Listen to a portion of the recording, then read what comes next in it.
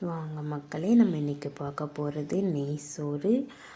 அடுப்பில் வந்துட்டு குக்கரை வைத்துட்டு 3 ஸ்பூன் எண்ணெய், 2 ஸ்பூன் நெய், முந்திரி, அப்புறம் கிராம்பு, ஏலக்காய், பட்டை, ஸ்டாரு, பிரியாணி இலை, அதுக்கப்புறம் 2 நறுக்கிய வெங்காயம் நல்லா பொன்னிறம் ஆகிறதுக்கும் வதக்கிட்டு, அதுக்கப்புறம் வந்துட்டு உப்பு தேவையான அளவு போட்டுக்கணும். அதுக்கப்புறம் 2 டேபிள் ஸ்பூன் இஞ்சி பூண்டு பேஸ்ட், 2 மிளகாய், அதுக்கப்புறம் கொத்தமல்லி, புதினா, அதுக்கப்புறம் நம்ம வந்து 1/2 மணி நேரம் ஊற வைத்த பிரியாணி அரிசினாலும் சரி, நார்மல் அரிசினாலும் சரி.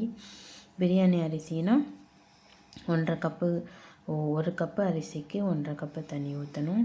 நார்மல் அரிசினா நீங்கள் எப்போயும் பொங்குறது போல் 2 கப்பு தண்ணி ஊற்றணும். அப்புறம் தண்ணி ஊற்றினதுக்கப்புறம் 2 டேபிள் ஸ்பூன் நெய் விட்டுட்டு 2 விசில் வரத்துக்கு வெயிட் பண்ணிவிட்டு எடுத்து பார்த்திங்கன்னா சுவையான நெய் சோறு ரெடி.